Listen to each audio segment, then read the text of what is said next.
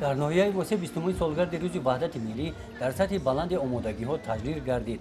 مرکز جشنواره باغ فرهنگی و استراحتی مرکز ناحیه در این روز با شعار آویزه‌ها که تجسمگری وحدت و یگانگی میباشند سر هر قدم به چشم میرسند. در قسمت رسمی چورابینی مجلس تنتنوی بخشیده به 20 سالگی وحدت ملی رهبران تشکیلات و مؤسسه‌ها سابقه‌داران مهنت پیشصفان استحصالات اشتراک نمودند. رئیس ناحیه واسه ساکنان ناحیه را بخشیده به 20 سالگی وحدت ملی تبریک نموده قید نمودند که در تاریخ نوین خلق تاجیک این روز همچون صحیفه درخشان ثبت گردیده جلودهنده آینده می باشد. با شرافت وحدت در جمهوری صلح و ثبات برقرار گشته مملکت از پراکندگی نجات یافت.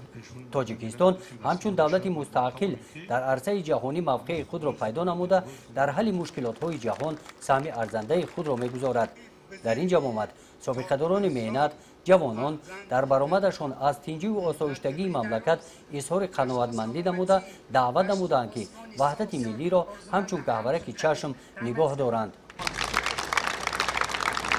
در چنین محیط ایدانه برای مهنت ارزنده و کارمندان ساحه‌های معارف و علمی ناحیه کارمندان کارخانه فری دولتی خواجگی منزلی و کمونالی از نام مقامات اجرایی حکومت دولتی ناحیه واسه افتخارنامه و تحفه‌های مالی تقدیم کرده شدند.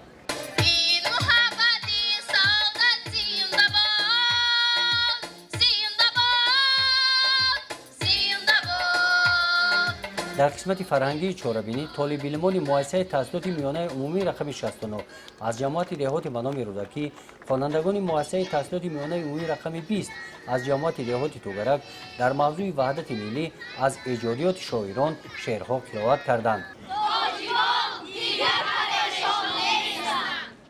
در جنبست کارمندان شعبه فرهنگ ناحیه با برنامه ایرانه کنسرتی خاطر اشتراکیان چورابینی را شاد گردانیدند.